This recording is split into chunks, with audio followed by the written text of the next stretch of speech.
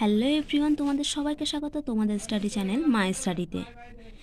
তো আজ আমি তোমাদের জন্য বাংলার গল্প এবং কবিতা থেকে যে 5 নম্বরের দুটো কোশ্চেন তোমাদের লিখতে হবে তার জন্য কিছু সাজেস্টিভ কোশ্চেন নিয়ে এসেছি। তো চলো কথা না বাড়িয়ে আজকের ভিডিও শুরু করা যাক। তো প্রথমেই দেখো গল্প কে বাঁচায় কে বাঁচে ভাত এবং ভারতবর্ষ।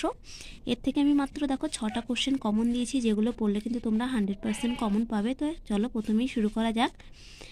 তো ভিডিও শুরু করার আগে তোমাদের সবাইকে অল দ্য বেস্ট, তোমাদের পরীক্ষা সবার খুব ভালো হোক। তো চলো ভিডিও শুরু করা যাক। 1 নম্বর হচ্ছে দিন দিন কেমন যেন হয়ে যেতে লাগলো মৃত্যুঞ্জয়। মৃত্যুঞ্জয় কেমন হয়ে যেতে লাগলো, তার এমন হয়ে যাওয়ার কারণ কি।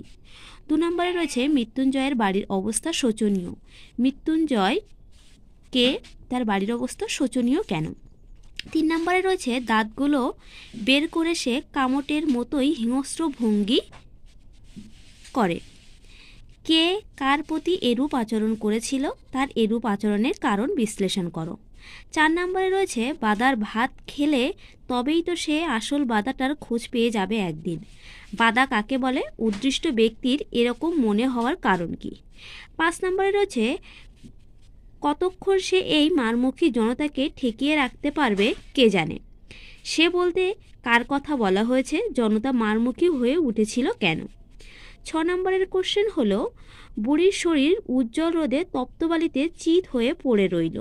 বুড়ির চেহারা ও পোশাকের পরিচয় দাও, তার তপ্তবালিতে পড়ে থাকার কারণ কি। কবিতা থেকে দিয়েছি সে কখনো করে না বঞ্চনা। কে কখনো বঞ্চনা করে না, কবি কিভাবে সেই ভাবনায় উপনীত হয়েছেন। 2 নম্বরে রয়েছে রূপনারায়ণের কুলে কবিতাটির নামকরণের সার্থকতা বিচার করো। তো পরবর্তী কোশ্চেনে যাওয়ার আগে তোমাদের কাছে রিকোয়েস্ট, তোমরা যদি আমার চ্যানেলে নতুন হয়ে থাকো এবং এরকম ধরনের নতুন ভিডিও চাও তাহলে অবশ্যই আমার চ্যানেলটিকে সাবস্ক্রাইব করো এবং ভিডিওতে অবশ্যই লাইক করে দিও।